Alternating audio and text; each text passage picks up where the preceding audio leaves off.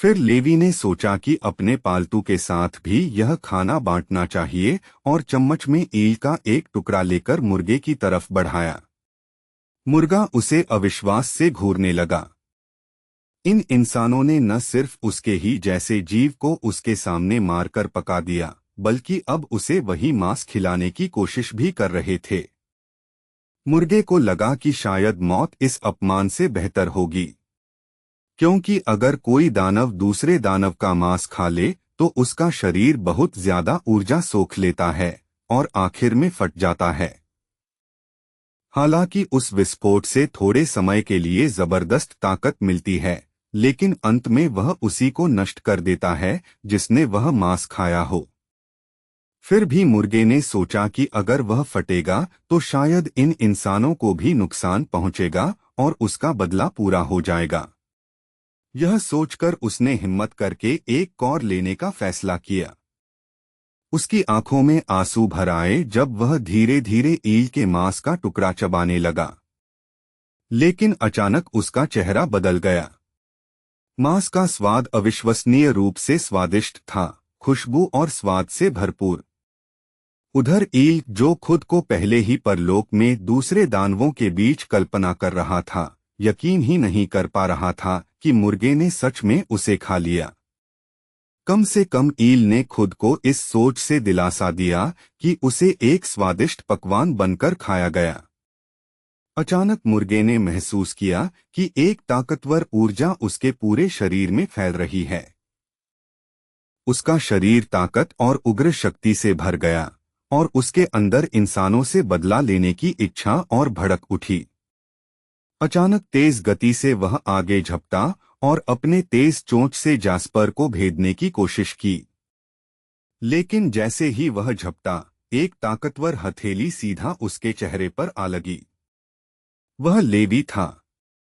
वार इतना जोरदार था कि मुर्गा तुरंत फर्श पर दूर जा गिरा। जास्पर वहीं खड़ा पूरी तरह हैरान दिख रहा था। उसे समझ ही नहीं आ रहा था कि अभी अभी हुआ क्या है। उसका दिमाग अभी तक चीजों को जोड़ने की कोशिश कर ही रहा था कि तभी उसके दोस्त ने आराम से पूरी बात समझा दी। असल में मुर्गा अचानक झपट पड़ा था और उसके हाथ से ईल का टुकड़ा छीनने की कोशिश कर रहा था। सब कुछ इतना जल्दी हुआ कि जास्पर को तो ये भी समझ नहीं आया कि वह पक्षी इतना आक्रामक क्यों हो गया। वह दानव पूरी तरह स्तब्ध रह गया था। उसे यकीन ही नहीं हो रहा था कि अभी क्या हुआ है। इतनी आसानी से हार जाना उसके लिए लगभग अवास्तविक लग रहा था। उसके शरीर में अभी भी ताकत की भयानक लहर दौड़ रही थी, लेकिन फिर भी वह मान ही नहीं पा रहा था कि उसका अंत ऐसे बेइज्जती भरे और अजीब तरीके से हो सकता है। बेचारा मुर्गा बेहद दयनीय हालत में दिख रहा था, जैसे उसके शरीर में कुछ बहुत गड़बड़ हो गई हो। वह कमजोर होकर डगमगा रहा था। उसे इस हालत में देखकर जास्पर थोड़ा परेशान हो गया। कुछ देर ध्यान से देखने के बाद उसे लगा कि शायद यह मुर्गा बीमार है या किसी अजीब बीमारी से पीड़ित है। लेकिन तभी मुख्य किरदार शांत होकर आगे बढ़ा और सबको भरोसा दिलाया कि घबराने की कोई जरूरत नहीं है। उसके मुताबिक जास्पर के पास एक बेहद खास हुनर है, मैजिकल एक्यूपंक्चर। कहा जाता है कि यह रहस्यमयी तकनीक लगभग किसी भी बीमारी को ठीक कर सकती है, चाहे वह कितनी ही अजीब या गंभीर क्यों न हो। जब मुर्गे को आखिरकार होश आया तो सामने का दृश्य देखकर उसकी तो जैसे जान ही निकल गई। उसके पेट से 13 पतली सुइयां बाहर निकली हुई थीं, हर एक बहुत सावधानी से लगाई गई थी। यह अजीब नजारा इतना डरावना था कि एक पल के लिए मुर्गे को लगा जैसे उसे सीधे परलोक भेज दिया गया हो। जैसे ही लड़कों ने देखा कि मुर्गे ने आंखें खोल दी हैं और उसे होश आ गया है, दोनों के चेहरों पर राहत की मुस्कान आ गई। उन्हें डर था कि उनका अजीब इलाज शायद काम न करे। लेकिन पक्षी को फिर से जिंदा और होश में देखकर दोनों सच में खुश हो गए। अचानक मुर्गे को अपने शरीर में कुछ अलग सा महसूस हुआ। एक अजीब लेकिन सुखद एहसास फैलने लगा। उसका शरीर अचानक बेहद हल्का लगने लगा, जैसे कोई भारी बोझ हट गया हो। उसी समय नई ताकत की लहर उसकी नसों में दौड़ गई और उसका शरीर ऊर्जा से भर गया। तभी मुर्गे को समझ आया कि आखिर हुआ क्या है। वह एक ऊंचे दर्जे में पहुंच गया था। उसकी ताकत चौथे दर्जे तक पहुंच गई थी और अब वह एक इलेक्ट्रिक रूस्टर डीमन बन चुका था। इसके साथ ही उसे एक नई क्षमता भी मिल गई, भयानक इलेक्ट्रिक आर्क की शक्ति। मुर्गा पूरी तरह सन्न रह गया। वह सिर्फ इस मुसीबत से बचा ही नहीं था, बल्कि अपनी सीमा तोड़कर चौथे दर्जे तक पहुंच गया था। यह सब इतना अविश्वसनीय लग रहा था कि उसे यकीन ही नहीं हो रहा था कि सच में ऐसा हो गया है। इसाक एक तरफ खड़ा चुपचाप सब देख रहा था और यह सब देखकर वह अंदर से हिल गया। उसे समझ ही नहीं आ रहा था कि उसने अभी क्या देखा। एक दानव ने दूसरे दानव को खा लिया, लेकिन ऊर्जा के टकराव से फटने की बजाय वह और भी ताकतवर हो गया और उसका दर्जा भी बढ़ गया। अगली सुबह इसाक ने एक पल भी बर्बाद नहीं किया। वह सीधे वन आइड मैन के दफ्तर पहुंच गया। वहां पहुंचते ही उसने पिछली शाम देखी हुई हर बात बतानी शुरू कर दी और हर अजीब घटना को विस्तार से समझाया। वन आइड मैन पहले चुपचाप सुनता रहा, लेकिन थोड़ी देर बाद उसने झुंझलाकर दोनों हाथों से अपना चेहरा ढक लिया। फिर थकी हुई आवाज में बोला कि दुनिया में कुछ भी उसे यह यकीन नहीं दिला सकता कि इस आदमी की एक्यूपंक्चर तकनीक सच में वैसे काम करती है जैसा इसाक कह रहा है। उसने आगे बताया कि कई सालों की वैज्ञानिक रिसर्च पहले ही एक साफ नियम साबित कर चुकी है। इंसानी ऊर्जा और दानवी ऊर्जा मूल रूप से एक दूसरे के साथ मेल नहीं खाती। अब तक की हर स्टडी के अनुसार ये दोनों तरह की ऊर्जा सुरक्षित तरीके से साथ नहीं रह सकती। जब भी ये दोनों ऊर्जा आपस में टकराती हैं, तो एक तीखी प्रतिक्रिया होती है जिसका अंत अक्सर बुरा ही होता है। इसलिए वन आइड मैन ने इसाक को चेतावनी दी कि फिलहाल यह अजीब कहानी किसी और को न बताएं। उसने कहा कि हो सकता है उन्होंने जो देखा वह उस खास दानव की कोई दुर्लभ प्राकृतिक विशेषता हो। शायद यह कोई जन्मजात अनोखी क्षमता हो। इसी वजह से वह नहीं चाहता था कि यह कहानी फैलकर लोगों को भ्रमित करे। कुछ पल चुप रहने के बाद वन आइड मैन ने बात बदल दी और इसाक से पूछा कि इलेक्ट्रिक कोल लेने के बाद युद्धभूमि में क्या हुआ था। इसाक ने बताया कि छठे दर्जे के योद्धे और सप्लाई टीम समय पर पहुंच गए थे, इसलिए कोई हताहत नहीं हुआ। लेकिन एक बात इसाक को परेशान कर रही थी। लेवी की उपलब्धि का श्रेय 4 ऐसे योद्धाओं को दे दिया गया था जिन्हें असल में कुछ पता भी नहीं था और जिन्होंने बस बेहोश दानवों को खत्म किया था। असली कठिन लड़ाई उन्होंने नहीं लड़ी थी। वन आइड मैन ने हाथ हिलाकर बात टाल दी और कहा कि इसमें कुछ गलत नहीं है। उसके हिसाब से ऐसे छोटे मामलों पर बहस करना बेकार है, बेहतर होगा कि इस बात को यहीं छोड़ दिया जाए। लेकिन इसाक इतनी आसानी से पीछे हटने वाला नहीं था। उसने कहा कि नए लोगों की उपलब्धियां बेहद महत्वपूर्ण होती हैं, क्योंकि वही टीम रैंकिंग और उनकी व्यक्तिगत ताकत के आकलन को सीधे प्रभावित करती हैं। इसी वजह से इसाक समझ नहीं पा रहा था कि कोई इस बात को मामूली क्यों समझ रहा है। उसने यह भी कहा कि जरूरत पड़ी तो वह रिसर्च डिपार्टमेंट को सच्चाई बता सकता है और गवाह बनकर असली घटना की गवाही दे सकता है। यह सुनकर वन आइड मैन तुरंत उसे रोकने लगा। उसने समझाया कि उन चारों योद्धाओं ने भी ऑपरेशन में कुछ न कुछ योगदान दिया था, इसलिए उनके प्रयासों को पूरी तरह नजरअंदाज नहीं किया जाना चाहिए। इसलिए उसने सुझाव दिया कि इस बार इस मुद्दे को नजरअंदाज कर दिया जाए और चुपचाप जाने दिया जाए। सच तो यह था कि उसकी असली चिंता कुछ और थी। वह नहीं चाहता था कि यह मामला ज्यादा ध्यान खींचे। अगर कहानी फैल गई तो ट्रेसी तक भी बात पहुंच सकती थी। उधर लेवी और जैस्पर को इस चर्चा के बारे में बिल्कुल भी पता नहीं था। दोनों पहले ही बाजार की तरफ निकल चुके थे और सड़कों पर आराम से घूम रहे थे। उनके साथ उनका अजीब सा पालतू भी चल रहा था। मुर्गा अभी तक ठीक से समझ नहीं पा रहा था कि उसके साथ क्या हुआ है। इन दो इंसानों की वजह से वह अचानक चौथे दर्जे तक पहुंच गया था और उसे वह बिजली वाली शक्ति भी मिल गई थी जो पहले ईल दानव के पास थी। लेकिन थोड़ा सोचने के बाद मुर्गे ने खुद को जबरदस्ती शांत किया। उसने खुद को याद दिलाया कि उसे इन दोनों के प्रति बिल्कुल भी आभारी महसूस नहीं करना चाहिए। आखिर ये दोनों उसे हर दिन अंडे देने के लिए मजबूर करते हैं और वह इस अपमान को कभी नहीं भूलेगा। असल में मुर्गे ने पहले ही फैसला कर लिया था। एक दिन वह इन्हीं से मिली ताकत का इस्तेमाल करेगा और किसी और ताकतवर दानव को ढूंढेगा। फिर उस शक्तिशाली साथी के साथ मिलकर वापस आएगा और इन दोनों इंसानों को खत्म कर देगा। तभी अचानक लेवी को पास ही कहीं से मदद की चीख सुनाई दी। उसी समय मुर्गे ने हवा में फैलती हुई एक और चीज महसूस की, भयानक दानवी ऊर्जा की लहर। उस ऊर्जा की तीव्रता से साफ था कि यह छठे दर्जे का दानव है। इसी बीच जैस्पर की नजर पास खड़ी डरी हुई लड़की पर पड़ी और वह सहज रूप से उसकी मदद करने आगे बढ़ गया। लेकिन दुर्भाग्य से उसके बॉयफ्रेंड ने यह सब गलत समझ लिया और किसी अजनबी आदमी को उसके पास आते देखकर गुस्से से भर गया। बिना कुछ पूछे ही वह जलन से भरा बॉयफ्रेंड गुस्से में जैस्पर पर हाथ उठाकर उसे मारने और भगा देने के लिए झपट पड़ा। लेकिन जैसे ही उसका हाथ हवा में गया, उसे कुछ अजीब लगा।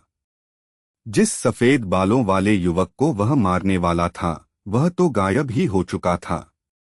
जैस्पर अपने दोस्त के साथ बिजली जैसी रफ्तार से कहीं भाग चुका था। उन्हें जाते हुए देखकर मुर्गा मन ही मन हंस पड़ा। उसे पूरा यकीन था कि ये दोनों इंसान सीधे खतरे की तरफ दौड़ रहे हैं। इस बार उसे लगा कि वह और उसका नया साथी मिलकर इन्हें सच में परलोक भेज देंगे।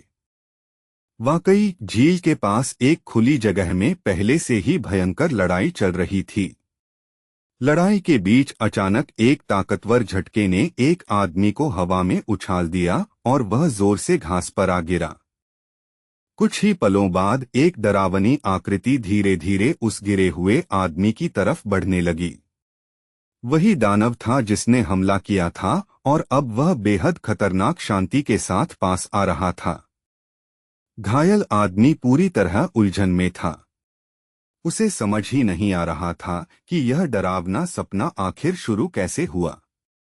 आखिर उसने तो बस अपने एक दोस्त से एक छोटा सा सूअर खरीदा था। उसने तो बस सोचा था कि वह बाहर प्रकृति में आराम से दिन बिताएगा और कैंप फायर पर पोर्क भूनकर खाएगा। लेकिन उसने कभी कल्पना भी नहीं की थी कि वह प्यारा सा छोटा सूअर असल में भेष बदला हुआ दानव निकलेगा। उसके साथी हिम्मत जुटाकर उसे बचाने के लिए आगे बढ़ने की कोशिश कर रहे थे, लेकिन दानव की डरावनी मौजूदगी ने उनके पैरों को कांपने पर मजबूर कर दिया। डर ने उन्हें वहीं जड़ कर दिया। फिर दानव आराम से जमीन पर पड़े आदमी के पास आया और अचानक अपने खुर से उसकी टांग पर जोरदार लात मार दी, जिससे वह दर्द से चिल्ला उठा। जोर से फुफकारने के बाद उस जीव ने अपना असली दानवी रूप दिखा दिया।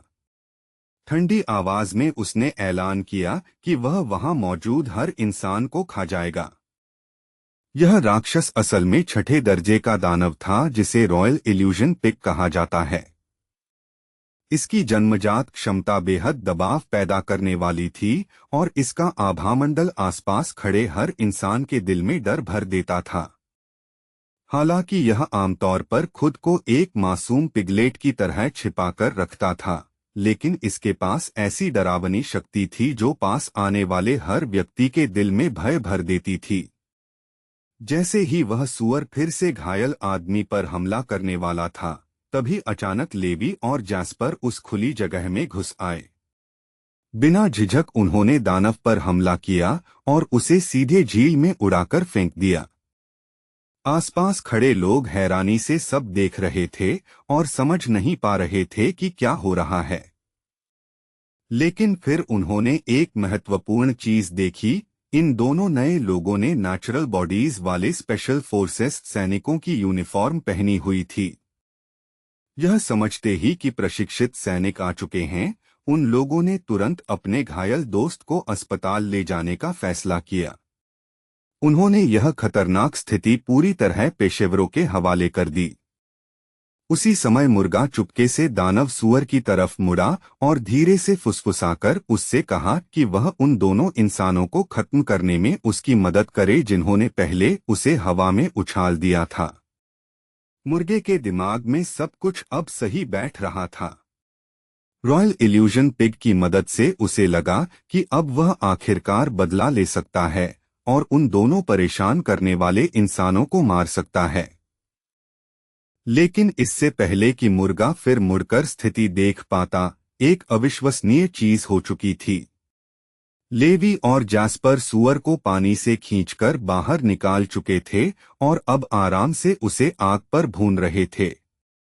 शाम तक आते आते पके हुए मांस की लाजवाब खुशबू हवा में फैल गई। लड़के आग के पास बैठे थे और जैसे ही भूनना पूरा हुआ, वे उत्साह से अपना खाना चखने के लिए तैयार हो गए। खाना खाते समय अचानक मुख्य किरदार के दिमाग में एक रहस्यमय आवाज गूंजी।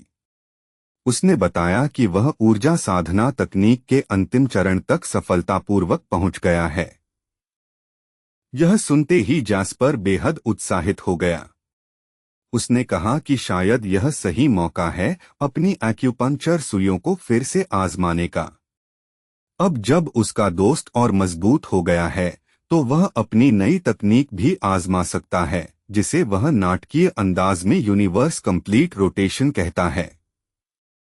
मुख्य किरदार ने बिना ज्यादा सोचे इसकी सहमति दे दी और यह सुनते ही जैस्पर खुशी और उत्साह से भर गया। जैस्पर तुरंत पूरे ध्यान के साथ एक्यूपंक्चर शुरू करने लगा। लेकिन कुछ देर बाद उसे एहसास हुआ कि उसकी नई तकनीक में अभी भी कुछ कमियां हैं और उसे और सुधार की जरूरत है। उधर मुर्गा चुपचाप सब देख रहा था और मन ही मन सोच रहा था। अब जब वह चौथे दर्जे तक पहुंच चुका है तो उसे बिल्कुल भी डर नहीं लग रहा था। उसके दिमाग में तो वह खुद को सबसे ताकतवर चौथे दर्जे का इलेक्ट्रिक रूस्टर डीमन मानने लगा था। फिर उसकी नजर धीरे धीरे लेवी पर गई, जो पास ही जमीन पर बेहोश पड़ा था। उसकी सांसें बेहद कमजोर लग रही थीं, जिससे मुर्गे को शक हुआ कि शायद वह मरने के करीब है। मुर्गा सोचने लगा कि क्या उसे इस दुर्लभ मौके का फायदा उठाकर हमला कर देना चाहिए जब लेवी बिल्कुल बेबस है। लेकिन तभी उसकी नजर एक और चीज पर पड़ी। अब जैस्पर अकेला खड़ा था और उसकी रक्षा करने वाला कोई नहीं था। मौका देखते ही मुर्गा अचानक पूरी रफ्तार से आगे झपटा और अपनी तेज चोंच से फिर से जैस्पर पर वार करने की योजना बनाई। लेकिन उसी पल जैस्पर ने शांत भाव से भुने हुए सुअर की नाक पकड़ ली और सीधे मुर्गे की खुली चोंच में ठूंस दी। मुर्गा सदमे में जम गया। उसे बिल्कुल उम्मीद नहीं थी कि जैस्पर इतनी अजीब और अनोखी तरह से पलटवार करेगा। घबराकर मुर्गे ने तुरंत उस दानवी मांस के टुकड़े को थूकने की कोशिश की। उसे पूरा यकीन था कि अगर उसने इसे निगल लिया तो उसका शरीर अंदर से फट सकता है। लेकिन जैसे ही स्वाद उसकी जीभ पर फैला, मुर्गा रुक गया। मांस अविश्वसनीय रूप से स्वादिष्ट था, गाढ़ा, मीठा और अजीब तरह से लुभाने वाला। चाहे जितनी कोशिश करे, वह उसे थूक ही नहीं पाया। फिर भी उसके मन के अंदर एक शांत आवाज लगातार उसे चेतावनी दे रही थी कि वह पहले ही बहुत दूर बढ़ चुका था और उसे पहले ही रुक जाना चाहिए, वरना हालात पूरी तरह से नियंत्रण से बाहर हो जाएंगे।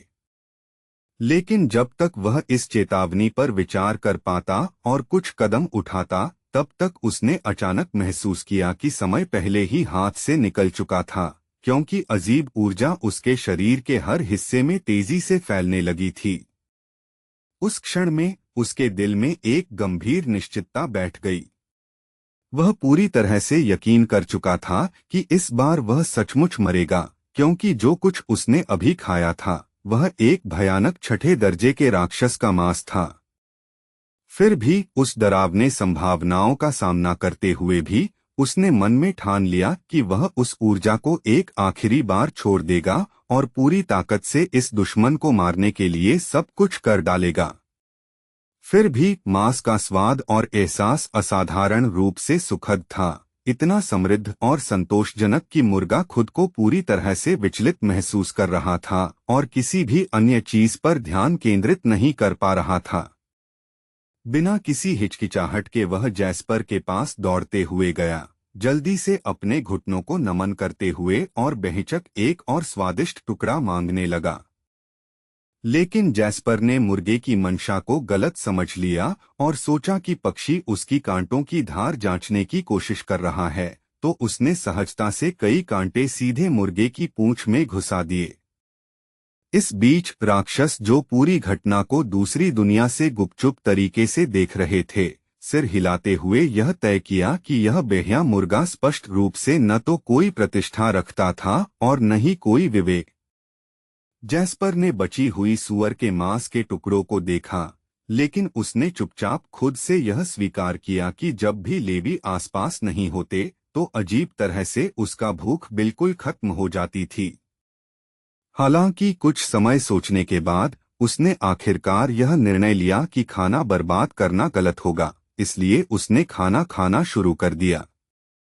जल्दी ही सूअर के बच्चे का जो बचा था वह बस एक अकेली हड्डी रह गई थी। जैस्पर दृढ़ विश्वास रखता था कि प्लेट पर खाना छोड़ना बस स्वीकार्य नहीं था और यह सब कुछ जो उसे सिखाया गया था उसके खिलाफ था। निदेशक हमेशा उन्हें उस नियम की याद दिलाते थे। खाना खत्म करने के बाद जैस्पर अपने दोस्त के पास नरम घास पर लेट गया और शांति से आकाश को देखा। उसने अपने अचेतन साथी की ओर मुड़ते हुए चुपचाप यह कहा कि आज आकाश खासा सुंदर लग रहा था। जरा दूर आइजैक ने जो कुछ भी हुआ उसे ध्यान से देखा, लगातार उस एक आंख वाले आदमी की चेतावनी याद रखता हुआ कि उसे कभी भी हस्तक्षेप नहीं करना चाहिए, चाहे कोई भी स्थिति सामने आए। अगले दिन आइजैक सीधे उस एक आंख वाले आदमी के ऑफिस में गया और उसने जो कुछ भी देखा था उसका हर एक विवरण शांति से रिपोर्ट किया। जो सच में उसे हैरान कर रहा था वह यह था कि एक छठे दर्जे के भ्रांतिहीन शाही सूअर के बच्चे को भी लेवी के एक ही हमले से कैसे बचा नहीं सका।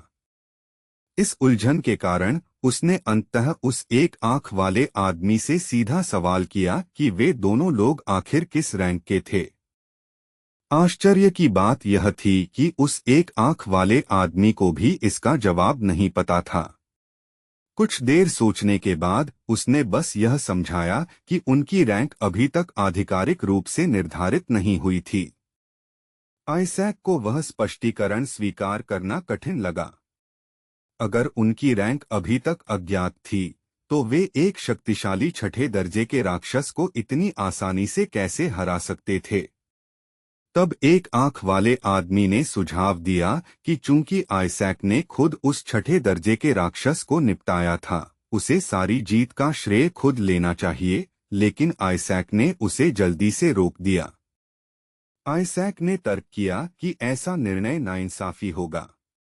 इस बार राक्षसों को सिर्फ लेवी और जैस्पर की मेहनत से नष्ट किया गया था, बिना किसी बाहरी मदद के, तो श्रेय निश्चित रूप से उन्हें ही मिलना चाहिए। उसने यह भी मजाक किया कि बॉस युवा प्रतिभाओं को दबा रहे थे। यह कहने के बाद आइजैक पलटते हुए कैजुअली यह जोड़ा कि वह शायद पूरे मामले की रिपोर्ट सैन्य सलाहकार को दे देगा। यह सुनकर एक आंख वाले आदमी ने जल्दी से उसे रोका और उससे कहा कि वह ट्रेसी के पास न जाए, यह समझाते हुए कि उसने अपनी गलती पहले ही समझ ली है और वह उचित तरीके से उन दोनों नामों के तहत जीत को रिकॉर्ड करेगा। आइजैक ने तुरंत चलना बंद कर दिया और उत्साह से यह घोषणा की कि उनका नेता सच में सबसे बड़ा और सबसे समझदार बॉस था। फिर उसने समझाया कि किंग इलेक्ट्रिक ईल को हराना रैंकिंग में नहीं गिना जाएगा, लेकिन शाही भ्रांतिहीन सुअर के बच्चे को मारने से 6 अंक मिलते हैं। चूंकि 6 अंक न्यूनतम आवश्यकता थी, लेवी और जैस्पर की टीम मुश्किल से टीम रैंकिंग में आएगी और लेवी खुद व्यक्तिगत रैंकिंग में सबसे निचले स्थान पर होगा। एक आंख वाले आदमी ने आह भरी और आइजैक से कहा कि उसे इन जटिल विवरणों को जानने की जरूरत नहीं थी, लेकिन आइजैक ने इस पर जोर दिया क्योंकि यह उनकी जिम्मेदारी थी कि वह सब कुछ पुष्टि होने के बाद बहुमान डेटा अपलोड करे। सुनकर एक आंख वाले आदमी ने माना कि आइजैक ने वास्तव में बहुत अच्छा काम किया था और सुझाव दिया कि उसे उन दोनों से प्राप्त अंकों का एक छोटा हिस्सा मिलना चाहिए, हालांकि यह बेहतर होगा कि कोई और इसे न जाने। आइजैक की आंखें तुरंत उत्साह से चमक उठीं। उसने खुशी से कहा कि वह अंकों को खुशी से स्वीकार करेगा और यह वादा किया कि वह इसे पूरी तरह से गुप्त रखेगा। हालांकि उसने यह भी जोर दिया कि वह इन्हें घूस के रूप में नहीं ले रहा था। उस बातचीत के बाद एक आंख वाले आदमी ने चुपचाप विचार किया कि फिलहाल इस मामले पर ज्यादा ध्यान नहीं देना चाहिए, खासकर जब से राक्षसों ने हाल ही में खुद को छिपाने में काफी अच्छा काम किया था। इसलिए लेवी और जैस्पर को शायद उन्हें ढूंढने में कठिनाई होगी और जब तक उनकी टीम रैंकिंग के सबसे निचले स्थान पर बनी रहती, कोई भी उन पर ज्यादा ध्यान नहीं देगा। इसके बाद कहानी का दृश्य राजधानी में स्थित हलचल भरे मुख्यालय की ओर मुड़ गया। मुख्यालय के अंदर कई योद्धाओं ने देखा कि एक बिल्कुल नई टीम अचानक योद्धा रैंकिंग में आ गई थी और उस टीम का नाम 666 इंच था, जो कुछ खास था। उस टीम के दोनों सदस्य दुर्लभ जन्मजात शरीरों के मालिक थे। फिर भी योद्धा हैरान थे क्योंकि उस जोड़ी का अभी तक कोई आधिकारिक रैंक नहीं था और वे एक 5वें दर्जे के राक्षस को पालतू के रूप में लेकर यात्रा कर रहे थे। चूंकि उनके बारे में लगभग कोई अतिरिक्त जानकारी नहीं थी, कई योद्धाओं ने आखिरकार निष्कर्ष निकाला कि ये दो शायद रहस्यमय आमंत्रित मास्टर थे। जो और भी अजीब था वह यह था कि लेवी ने अकेले 6 अंक अर्जित किए थे, फिर भी वह रैंकिंग में सबसे निचले स्थान पर था। दरअसल मुर्गा हाल ही में 5वें दर्जे में टूट चुका था और एक डरावनी नई क्षमता, डरावनी दबाव को जागृत किया था। यह अचानक ब्रेकथ्रू कई अन्य योद्धाओं को डराने वाला था, क्योंकि कुछ समय पहले वही राक्षस केवल 3रे दर्जे का एक कमजोर प्राणी था। यह देखने के बाद योद्धाओं ने जल्दी से यह महसूस किया कि शायद इन लोगों से दूर रहना ही बेहतर होगा। जब भी लेवी और जैस्पर हॉल में प्रवेश करते, बाकी सब चुपचाप बिखर जाते थे। तब जैस्पर ने नायक के पास आकर जिज्ञासा से पूछा कि क्या पिछली एक्यूपंक्चर सत्र ने उसे मजबूत होने में मदद की थी। नायक ने शांति से उत्तर दिया कि सत्र ने वास्तव में उसे मदद की थी, न केवल उसे मजबूत किया बल्कि उसे थोड़ा बेहतर इंसान भी बना दिया। अचानक बिना किसी चेतावनी के एक शक्तिशाली मुंह लिवी के चेहरे की ओर उड़ता हुआ आया। हमलावर पता चला कि वह एक योद्धा था जिसने पहले ही 7वें दर्जे तक पहुंचने की उपलब्धि हासिल की थी।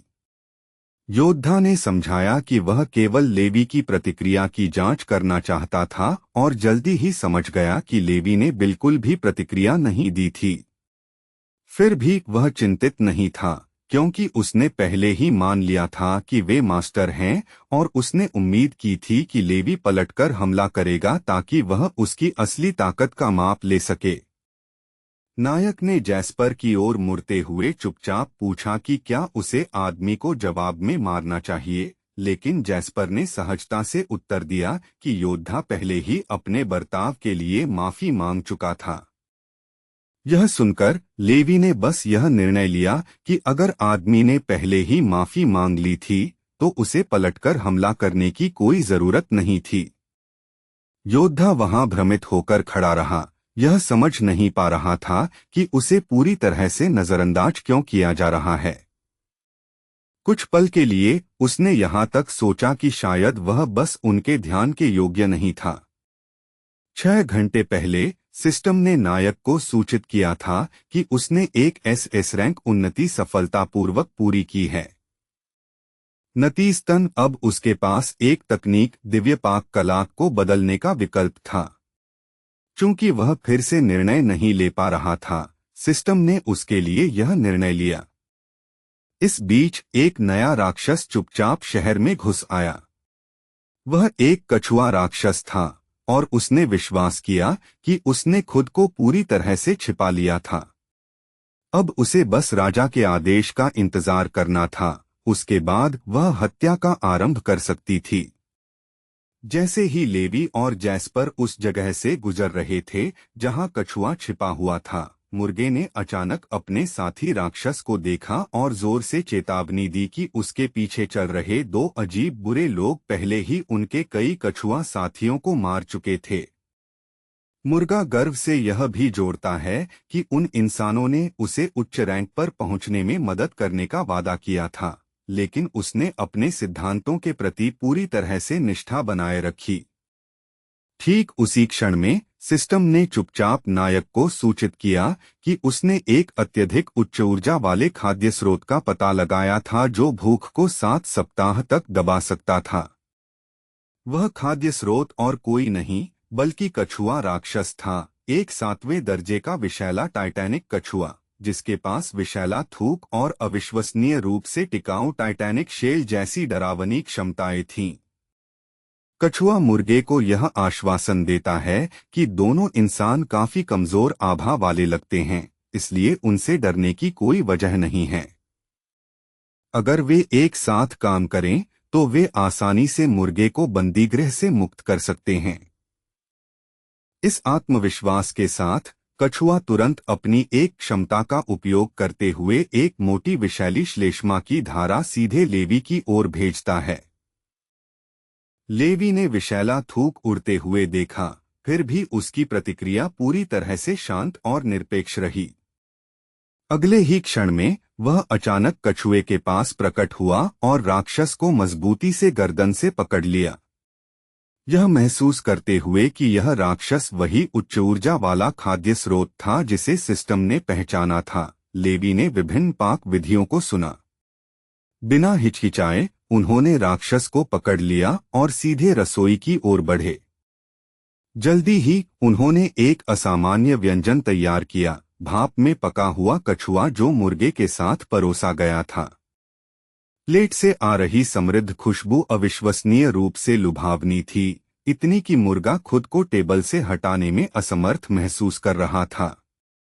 लेकिन कुछ देर तक व्यंजन को घूरने के बाद मुर्गे को धीरे धीरे यह एहसास हुआ कि कछुआ राक्षस अब पूरी तरह से मर चुका था। आंखों में आंसू लेकर उसने शपथ ली कि वह निश्चित रूप से अपने गिर चुके भाइयों का बदला लेगा। हालांकि उसी समय उसकी चोंच से लार भी टपकने लगी थी। जैस्पर ने खुशी से यह टिप्पणी की कि आज के अंडे खास तौर से स्वादिष्ट थे, इसलिए उन्हें मेहनती मुर्गी को उसकी बेहतरीन योगदान के लिए इनाम जरूर देना चाहिए। लेवी ने शांति से ताजे पके हुए कछुए के मांस का एक टुकड़ा प्लेट से उठाया और धीरे धीरे अपना हाथ बढ़ाते हुए इसे अपनी पालतू को एक दुर्लभ व्यंजन की तरह पेश किया। मुर्गा कुछ देर तक मांस को घूरता रहा, स्पष्ट रूप से खुद से संघर्ष करते हुए, लेकिन अंत में वह अपने ही प्रकार को चखने के प्रलोभन का विरोध नहीं कर सका और जल्दी से वह टुकड़ा निगल गया। लगभग तुरंत उसने मांस खाने के बाद जमीन पर पागल की तरह लौटना शुरू कर दिया, यह विश्वास करते हुए कि इस बार उसने सच में बहुत दूर बढ़कर काम किया है और अब मौत उससे निश्चित रूप से मिलने वाली है। घबराते हुए मुर्गा जैस्पर के पैरों पर कूदने लगा, यह उम्मीद करते हुए कि वह उसे फिर से सुई से गोद दे। उम्मीद कर रहा था कि यह अजीब उपचार उसे किसी तरह बचा सकता है। लेवी ने इस दृश्य को उलझन भरी नजरों से देखा और सहजता से यह टिप्पणी की कि मुर्गा आज असामान्य रूप से बेचैन लगता है, जो अचानक उसे निर्देशक की पुरानी बात याद दिला दी कि पालतू जानवरों को शायद निसंस्कारित कर दिया जाना चाहिए। मुर्गा स्पष्ट रूप से इस सुझाव से डर गया था और उसने इस विचार को पूरी तरह से नकार दिया। लेकिन अफसोस की बात है कि उसके भाइयों ने चौंकाने वाले रूप से लेवी के फैसले का समर्थन किया और तुरंत एक अव्यवस्थित पारिवारिक झगड़ा शुरू हो गया।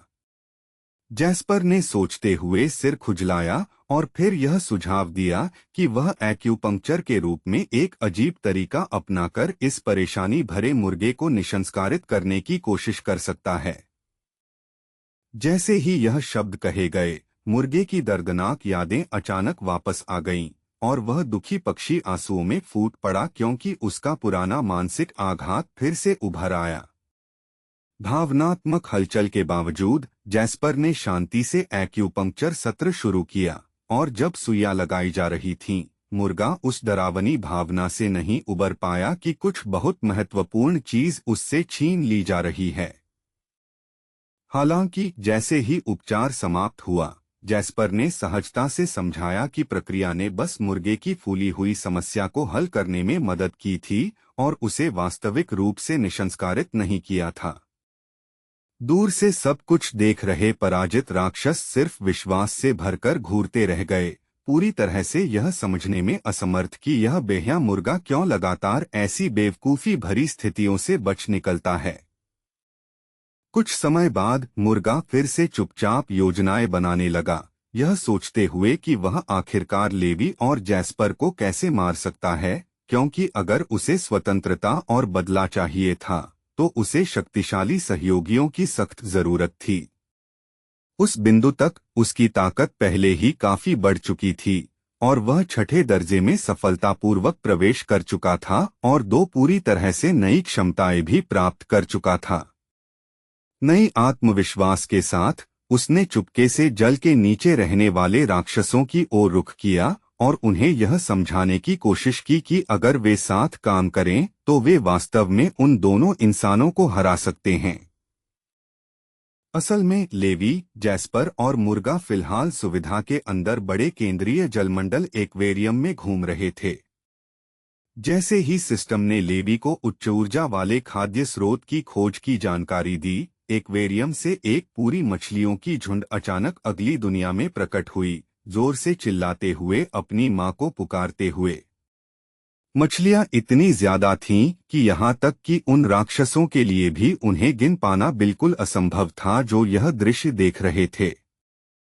वे राक्षस गहरे भ्रमित थे और यह समझने में असमर्थ थे कि लेवी और जैस्पर इतनी चौंकाने वाली क्रूरता से कैसे व्यवहार कर सकते हैं। जल्द ही महासागरियम के निदेशक को एक आपातकालीन रिपोर्ट मिली कि गहरे समुद्र के मछली टैंक की मोटी कांच की दीवार किसी तरह से टूट गई थी। वह आदमी पूरी तरह से चकराया हुआ था क्योंकि वह टैंक बेहद मजबूत 20 मिलीमीटर प्लेक्सी ग्लास से बना था, जिसे सिद्धांत रूप में लेजर उपकरण से भी नहीं काटा जा सकता था। फिर भी एक नर्वस कर्मचारी ने बताया कि यह क्षति स्पष्ट रूप से विशेष बलों के सदस्यों के बीच संघर्ष के दौरान हुई थी, जिनके पास जन्मजात शरीर थे। यह स्पष्टीकरण सुनकर निदेशक बिल्कुल मूक हो गया, वह बस खड़ा रहा और जवाब देने में असमर्थ था। इस बीच लेवी और जैस्पर ने जल्द ही ताजे पके हुए मछलियों का एक विशाल प्लेट तैयार कर लिया। जब दोनों खुशी खुशी अपना भोजन कर रहे थे, मुर्गा पूरी दृश्य को बड़े आश्चर्य से देख रहा था, पूरी तरह से डर के साथ, और यह समझने में असमर्थ था कि चीजें इस तरह कैसे हो गईं। लेवी ने फिर सहजता से मुर्गे को मछली का एक और टुकड़ा दिया और खुशी खुशी यह सुझाव दिया कि वह उनका नवीनतम व्यंजन आजमाए। जब मुर्गा ने अंत में मछली का स्वाद लिया तो उसने प्रलोभन का विरोध करने की पूरी कोशिश की, लेकिन उसका स्वाद इतना अद्भुत था कि बिना किसी चेतना के वह और खाने की इच्छा करने लगा।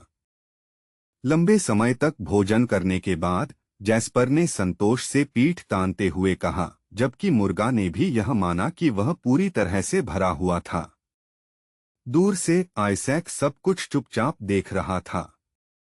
वह विश्वास नहीं कर सकता था कि लेवी और जैस्पर ने इतनी सहजता से एक्वेरियम की मछलियां खा लीं, और वह यह भी नहीं समझ पा रहा था कि उन्होंने उन्हें राक्षस कैसे पहचाना जबकि उनकी ऊर्जा सिग्नेचर्स इतनी सावधानी से छिपी हुई थीं। उसी क्षण में मुर्गे ने अचानक एक अजीब एहसास महसूस किया, जैसे कोई पास में चुपके से उन्हें देख रहा हो। अचानक एक्वेरियम के अंदर आखिरी जीवित प्राणी ने पानी से छलांग लगाई। यह एक तीसरे दर्जे का राक्षस था जो एक छोटे स्टारफिश के रूप में छिपा हुआ था, और उसने तुरंत गुस्से से चिल्लाते हुए मुर्गे को धोखेबाज करार दिया, जो पिछले 20 वर्षों से यहाँ छिपे हुए एक पूरी राक्षसी फ्लैग सर्जन समूह को समाप्त कर चुका था। गुस्साए स्टारफिश ने चिल्लाते हुए कहा कि वह सब कुछ राजा को रिपोर्ट करेगा, लेकिन उसी क्षण में सिस्टम ने फिर से लेवी को खाने योग्य भोजन की खोज के बारे में शांतिपूर्वक सूचित किया।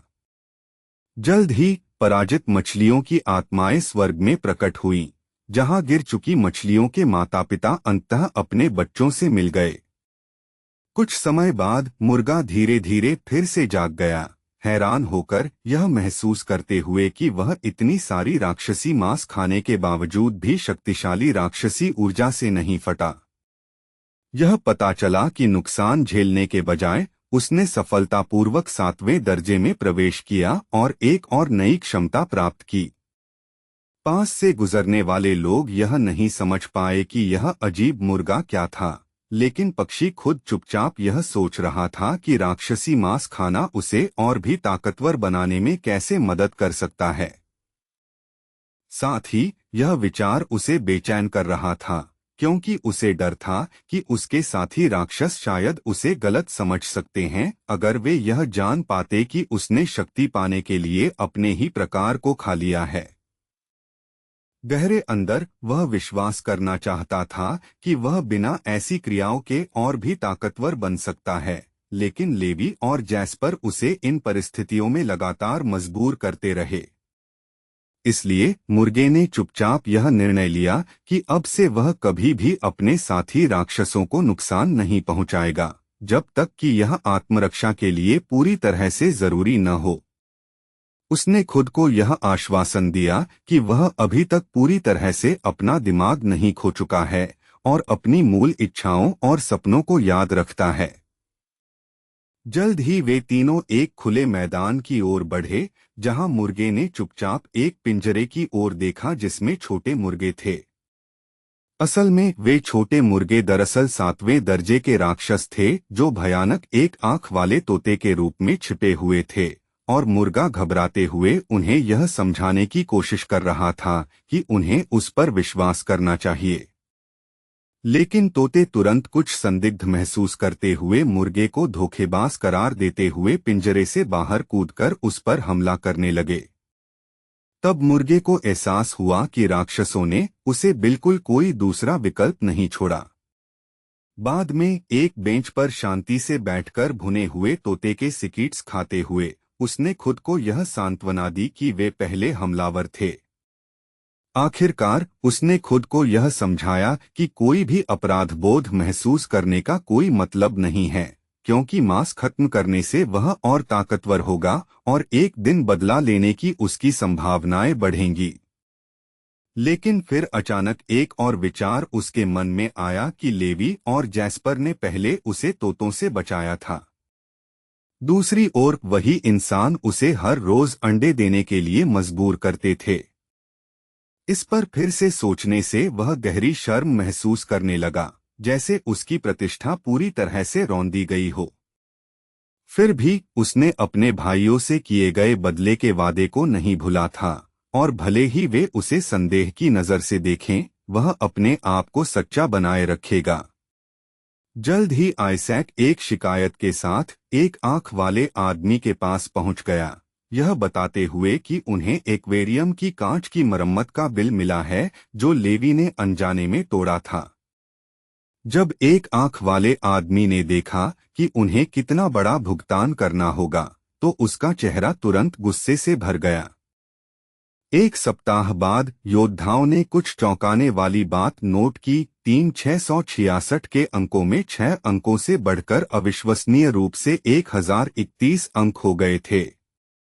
जब एक आंख वाले आदमी ने यह रिपोर्ट सुनी तो उसने तुरंत विश्वास से चिल्लाया, यह कहते हुए कि ऐसा होना पूरी तरह असंभव था। आइजैक ने शांति से समझाया कि उसने व्यक्तिगत रूप से सभी राक्षसी अवशेषों को इकट्ठा किया था और पूरी बैच पहले ही रिसर्च विभाग को सौंप दिया गया था। फिर भी एक आंख वाले आदमी ने तर्क किया कि यह अभी भी विश्वसनीय प्रमाण नहीं था, क्योंकि बाहर के लोग यह सोच सकते थे कि राक्षसों को किसी और ने मारा था। आइजैक ने फिर आत्मविश्वास से उत्तर दिया कि उसके पास पूरी घटना का स्पष्ट वीडियो प्रमाण भी है। एक आंख वाले आदमी ने घबराते हुए पूछा कि क्या आइजैक समझता है कि इस फुटेज को उजागर करने से बहुत अधिक अनचाही नजरें आकर्षित हो सकती हैं। वह खास तौर पर चिंतित था कि अगर ट्रेसी को इस सब के बारे में पता चला तो उसका अपना करियर अचानक और दुखद अंत को प्राप्त कर सकता है। और जैसे कि उन डर से बुलाए गए हों, ट्रेसी अचानक ऑफिस के दरवाजे से घुसते हुए यह जानना चाहने लगी कि टीम 66 के रहस्यमय नए सदस्यों के साथ क्या हो रहा था। जब ट्रेसी ने देखा कि एक आंख वाले आदमी ने आइजैक पर्यवेक्षक को अपने ऑफिस में बुलाकर एक निजी चर्चा की, तो उसने शांति से आइजैक से अनुरोध किया कि वह जांच विभाग को एक औपचारिक अनुरोध प्रस्तुत करे ताकि पूरी स्थिति की गहन जांच की जा सके।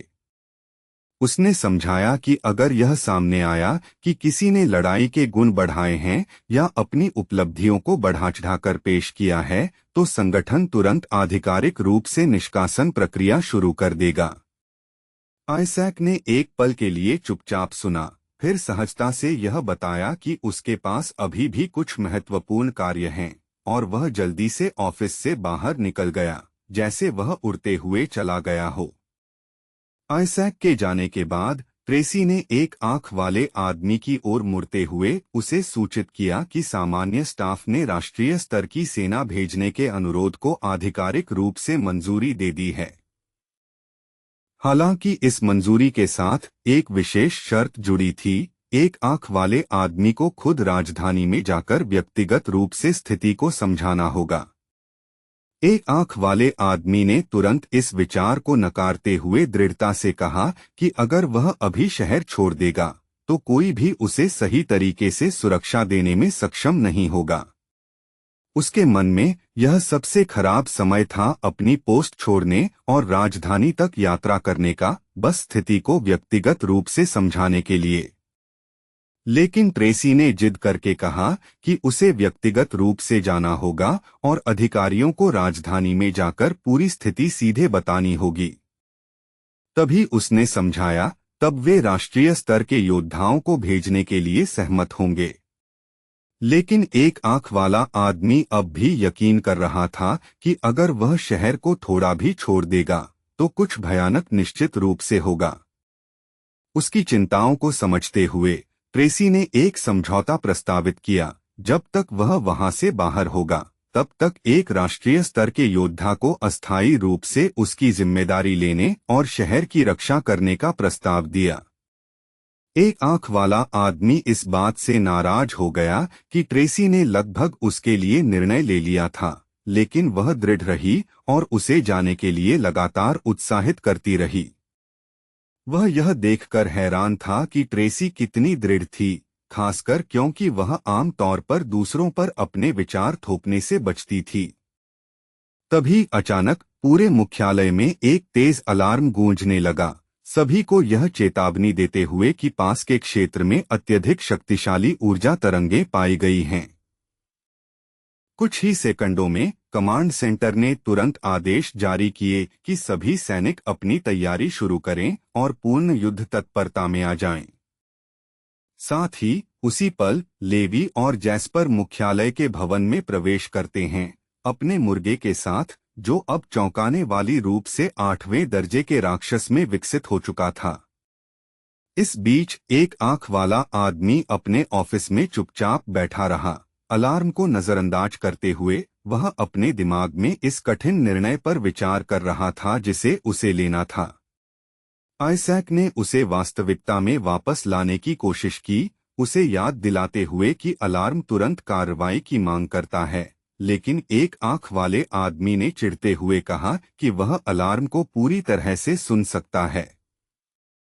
आइजैक ने फिर सतर्कता से पूछा कि क्या उसे आधिकारिक रूप से रिपोर्ट करना चाहिए कि टीम 666 के पालतू ने पहले ही 8वें रैंक में प्रवेश कर लिया है। एक आंख वाला आदमी अचानक अपनी कुर्सी से उठ खड़ा हुआ और बुदबुदाया कि अब ऐसी बात रिपोर्ट करना पहले ही बहुत देर हो चुकी है, इसलिए वह खुद स्थिति को रिसर्च विभाग को समझाएगा। कुछ समय बाद वह ऑफिस से बाहर निकलकर लेवी, जैस्पर और उनके असामान्य राक्षसी पालतू से मिलने के लिए गया। उसने दोनों लोगों से करीब आने का इशारा किया ताकि वह स्थिति का ठीक से निरीक्षण कर सके। तभी रिसर्च टीम के एक सदस्य ने आवाज दी और बताया कि उन्हें यह परीक्षण करना होगा कि उनका पालतू, जो अब 8वें दर्जे का राक्षस है, सुरक्षित है या नहीं। लेवी और जैस्पर ने बस शांति से मुस्कुराते हुए यह यकीन दिलाया कि उनका मुर्गा बहुत अच्छे से व्यवहार करता है, इसलिए चिंता की कोई बात नहीं है। स्टाफ के एक सदस्य ने जिज्ञासा से पूछा कि क्या यह प्राणी इंसानों के साथ करीबी संपर्क में रहते हुए शांत रह सकता है, जिस पर एक आंख वाले आदमी ने लड़कों से कहा कि वे मुर्गे को गले लगाएं। बिना किसी हिचकिचाहट के लेवी और जैस्पर ने राक्षस को उठाया और धीरे से उसके पंखों को सहलाया, और रिसर्चर ने जल्द ही पुष्टि की कि करीबी संपर्क सुरक्षा सफलतापूर्वक सत्यापित हो गई थी। फिर रिसर्चर ने एक और सवाल पूछा, क्या उनका पालतू आदेशों का पालन भी भरोसेमंद तरीके से कर सकता है। नायक ने सहजता से मुर्गे की ओर रुख किया और शांति से उससे वहां 2 अंडे देने के लिए कहा। सभी लोग आश्चर्यचकित होकर जड़ हो गए, उन्हें विश्वास ही नहीं हुआ कि उसने मुर्गे से अंडे देने के लिए कह दिया था। फिर भी सभी की हैरानी के बावजूद मुर्गा आदरपूर्वक वहीं 2 अंडे दे देता है। रिसर्च कर्मचारी चौंक गए और बताया कि यह राक्षस पूर्ण आज्ञाकारिता दिखाता है और यहाँ तक कि अपने आंतरिक जैविकी को बदलकर अस्थायी रूप से महिला बन सकता है ताकि अंडे दे सके। मुर्गे ने चुपचाप यह निर्णय लिया कि अगर उसे बदला, स्वतंत्रता और इन डरावने इंसानों के बीच जीवित रहना है तो उसे जो भी अपमान सहना पड़े उसे सहन करना होगा। जब प्रदर्शन समाप्त हुआ तो अन्य योद्धा धीरे धीरे राक्षस के पास गए, उसे करीब से देखने के लिए।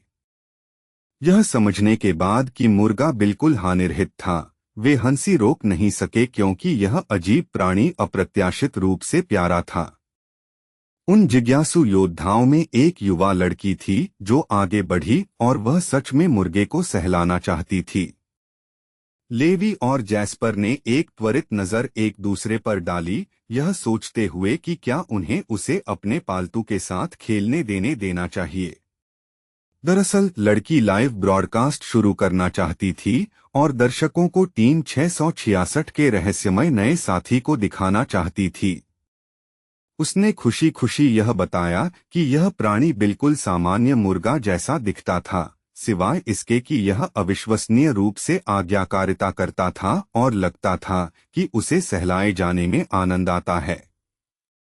लेकिन यह स्थिति मुर्गे के लिए बहुत ही अपमानजनक थी, इसलिए उसने धीरे से सिर घुमाकर लड़की की ओर देखा और स्पष्ट रूप से उसे काटने का इरादा किया।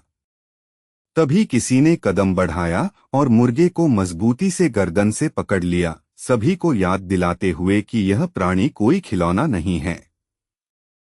वह एक आंख वाला आदमी था जिसने सख्ती से कहा कि एक 8वें दर्जे का राक्षस को सार्वजनिक लाइव ब्रॉडकास्ट में कभी भी नहीं दिखाया जाना चाहिए। लेवी और जैस्पर ने जल्दी से अपनी गलती के लिए माफी मांगी और एक आंख वाले आदमी ने मुर्गे को उनके हवाले करते हुए उन्हें चेतावनी दी कि भविष्य में उसे और बेहतर तरीके से नियंत्रित करें। कुछ पल की चुप्पी के बाद जैस्पर ने अचानक कहा कि वह कुछ ऐसा करना चाहता था जो उसे सच में आजमाना था। लेवी ने तुरंत समझ लिया कि उसके दोस्त का क्या मतलब था और जैस्पर की ओर से एक आंख वाले आदमी से कहा कि वे सच में उनकी मदद करना चाहते थे और उम्मीद करते थे कि वह एक बार फिर उन पर विश्वास करेंगे। एक आंख वाला आदमी धीरे से मुड़ा और यह स्वीकार किया कि यह देखना अच्छा था कि लोग उनके बारे में चिंता कर रहे थे। लेकिन फिर उसने सीधे तौर पर उन दोनों साइकोस से कहा कि वे उससे दूर रहें और अपनी अजीब विचारों को उसकी बाकी आंख से दूर रखें। फिर भी गुस्से में उसने कुछ कड़ी गालियां बुदबुदाई और जल्दी से वहां से चला गया।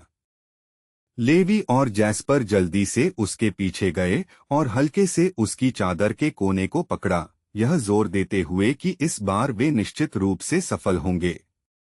एक आंख वाला आदमी तमतमाया और पूछा कि वे क्यों मानते थे कि वह शांति से उन्हें अपनी आंख फिर से लेने की अनुमति देगा। उनकी आपत्ति के बावजूद लड़के उन्हें लगातार समझाने लगे, एक और मौका मांगते हुए उसे ठीक करने के लिए। तभी एक लाल बालों वाला आदमी जो एक सुरुचिपूर्ण बैंगनी सूट पहने हुए था, कमरे में आया और पूछा कि क्या एक आंख वाले आदमी को उस राष्ट्रीय स्तर के योद्धा का स्वागत नहीं करना चाहिए था जो उनकी मदद के लिए भेजा गया था। नया आगंतुक जोसेफ था, जो जनरल स्टाफ के तहत सीधे सेवा करने वाले 5 स्थायी राष्ट्रीय रैंक के योद्धाओं में से एक था। एक आंख वाले आदमी ने अजीब तरह से यह समझाया कि वह कुछ जटिलताओं में फंस गया था और देरी हो गई थी, और चुपचाप यह सोचते हुए पूछा कि क्यों उन्हें खासकर जोसेफ को भेजा गया था। जोसेफ धीरे धीरे उनके पास आया और 666 नामक नए टीम को और उनके असामान्य राक्षस पालतू को ध्यान से देखा। एक आंख वाले आदमी ने फिर सीधे उससे पूछा कि उसने क्यों स्वीकार किया कि वह इन दोनों नए लोगों की निगरानी की जिम्मेदारी उठाएगा। जोसेफ ने शांति से उत्तर दिया कि स्थिति संदिग्ध थी। आखिरकार उनके पास एक राक्षस पालतू था और उनके अंकों में एक ही सप्ताह में 1000 से ज्यादा की बढ़ोतरी हो गई थी। उसी क्षण में एक आंख वाले आदमी को अचानक एहसास हुआ कि लेवी और जैस्पर वास्तव में पूरे समय निगरानी में थे। जोसेफ ने फिर जोड़ा कि यह उनके बारे में उनकी जांच की गई एकमात्र चीज नहीं थी। एक आंख वाले आदमी ने भ्रमित होकर पूछा कि जोसेफ क्या इशारा करने की कोशिश कर रहे थे। जोसेफ ने शांति से यह सुझाव दिया कि अगर एक आंख वाले आदमी ने उन्हें गुपचुप तरीके से मदद की थी जबकि वे अपने राक्षस पालतू को रोक रहे थे, तो शायद वह उन्हें वह अंक दिलाने में भी मदद कर रहे थे। एक आंख वाले आदमी ने जल्दी से समझ लिया कि बातचीत कहाँ जा रही थी। उसे नहीं चाहता था कि जोसेफ लेवी और जैस्पर की पृष्ठभूमि की पूरी जांच करे, खासकर क्योंकि उनके मानसिक अस्पताल में बिताए समय के बारे में पता चल सकता था। जोसेफ ने हल्की मुस्कान के साथ कहा और यह टिप्पणी की कि हालांकि एक आंख वाले आदमी ने उस रहस्य को बहुत सावधानी से छुपाया था, सच अंततः उसके अपने परिवार द्वारा खोज लिया गया था। जोसेफ ने सीधे एक आंख वाले आदमी की तरफ देखा और सहज अंदाज में पूछा कि वहां खड़े दोनों युवक सच में उसके भतीजे हैं या नहीं।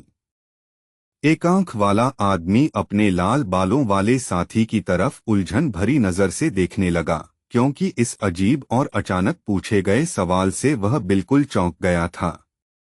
जोसेफ शांत स्वर में समझाता रहा कि उसने धीरे धीरे सारी बातें जोड़कर यह समझ लिया था कि एक आंख वाला आदमी ही हमेशा से उन लड़कों का अभिभावक बनकर उनकी देखभाल कर रहा था। आखिरकार एक लड़के के बाल काले थे और दूसरे के सुनहरे, लेकिन दोनों के चेहरे की बनावट किसी न किसी तरह उस एक आंख वाले आदमी से मिलती जुलती थी। ध्यान से देखने वाला कोई भी आसानी से समझ सकता था कि वे आपस में जुड़े हुए हैं। उस वक्त एक आंख वाला आदमी मन ही मन सोचने लगा कि लगता है उसकी पहचाने डायरेक्टर शॉन के पैसों के लिए अंतहीन प्यार से भी ज्यादा मजबूत हैं। फिर जोसेफ ने लेवी और जास्पर की तरफ मुड़कर विनम्रता से अपना परिचय दिया और कहा कि उनसे मिलकर उसे बहुत खुशी हुई, क्योंकि वह कभी उनके पिता के साथ काम कर चुका था। मुस्कुराते हुए उसने दोनों युवकों की तरफ हाथ बढ़ाया और उनसे हाथ मिलाने का इशारा किया। लेवी और जास्पर ने ठीक एक ही समय पर अपने हाथ आगे बढ़ा दिए, जिससे जोसेफ कुछ पल के लिए समझ ही नहीं पाया कि पहले किससे हाथ मिलाएं। थोड़ा रुकने के बाद उसने हल्का सा अपने हाथ क्रॉस किए और दोनों से एक साथ हाथ मिला लिया। उसी समय एक आंख वाला आदमी जोसेफ के पीछे आकर उसके कंधे पर सहजता से हाथ रखता हुआ बोला कि ये दोनों कर्मचारी उभरती हुई प्रतिभाएं हैं, खासकर जास्पर। उसने यह भी कहा कि जास्पर हाल ही में एक्यूपंक्चर सीख रहा है, इसलिए अगर जोसेफ को कहीं भी दर्द या असहजता हो तो वह तुरंत उसके पास इलाज के लिए आ सकता है। जोसेफ मुस्कुराया और बोला कि यह सुनकर वह खुद को काफी किस्मत वाला मान रहा है, क्योंकि उसकी सर्वाइकल स्पॉन्डिलाइटिस हाल ही में फिर से उभर आई थी। चूंकि एक आंख वाले आदमी ने खुद जास्पर की सिफारिश की थी, इसलिए जोसेफ ने कहा कि वह खुशी खुशी यह इलाज स्वीकार करेगा। थोड़ी ही देर बाद चारों लोग एक अलग कमरे में चले गए ताकि जास्पर एक्यूपंक्चर की प्रक्रिया शुरू कर सके। जोसेफ ने जास्पर के हाथ में पकड़ी सुई को देखा और थोड़ा उलझन में पड़ गया, क्योंकि वह मेडिकल उपकरण से ज्यादा एक साधारण सिलाई की सुई जैसी लग रही थी।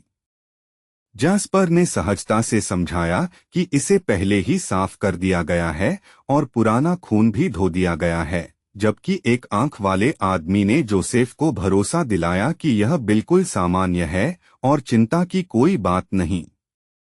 जब जास्पर ने पहली सुई लगाई तो जोसेफ ने शिष्टता से कहा कि शायद एक सज्जन के लिए इलाज के तरीके पर सवाल उठाना ठीक नहीं होता, लेकिन उसे यह जानने की जिज्ञासा है कि गर्दन के दर्द के इलाज के लिए माथे में सुई क्यों लगाई जा रही है।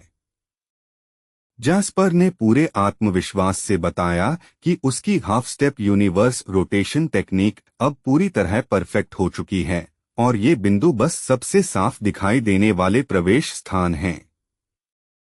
यह कहते ही उसने शांत भाव से जोसेफ के सिर में और कई सुइयां लगा दी और अचानक जोसेफ बुदबुदाया कि उसे कुछ अजीब सा महसूस हो रहा है। इस बीच जास्पर 13वीं सुई तक पहुंच चुका था और बिना हिचकिचाहट के प्रक्रिया जारी रखे हुए था। जोसेफ ने हल्का सा भौहें सिकोड़ी और कहा कि इस खास सुई का एहसास बाकी सबसे बिल्कुल अलग लग रहा है। एक पल के लिए उसे ऐसा लगा जैसे वह अनथीन मिल्की वे में उड़ रहा हो, जबकि उसका पूरा शरीर किसी अजीब उबलती हुई गर्मी से जल रहा था। जब जोसेफ अचानक बेहोश होकर गिर पड़ा तो एक आंख वाले आदमी ने संतोष की सांस ली और मन ही मन सोचा कि अब जास्पर के इलाज से बेहोश होने वाला राष्ट्रीय योद्धा सिर्फ वही अकेला नहीं रहा। जास्पर उलझन में पड़ गया और सोचने लगा कि इलाज फिर से क्यों काम नहीं किया, लेकिन लेवी ने शांत स्वर में कहा कि कभी न कभी सफलता मिल ही जाएगी, हालांकि पहले उन्हें जोसेफ को अस्पताल भेजना होगा। एक आंख वाले आदमी ने लेवी और जास्पर से कहा कि वे अपने घर लौट जाएं, जबकि वह खुद जोसेफ को अस्पताल ले जाएगा। उसने याद दिलाया कि एक राष्ट्रीय स्तर का योद्धा इतनी आसानी से नहीं मरेगा। लेकिन जाने से पहले उसने जास्पर से कहा कि सुइयां पहले निकाल दे, क्योंकि जोसेफ को सिर में फंसी सुइयों के साथ जरूर असहज लगेगा। जास्पर आगे बढ़ा और एक ही झटके में जोसेफ के सिर से सारी सुइयां जल्दी से निकाल दी। जब बाकी सब लोग जा चुके थे, तब एक आंख वाले आदमी को एहसास हुआ कि अब आखिरकार उसके अपने जांच शुरू करने का समय आ गया है।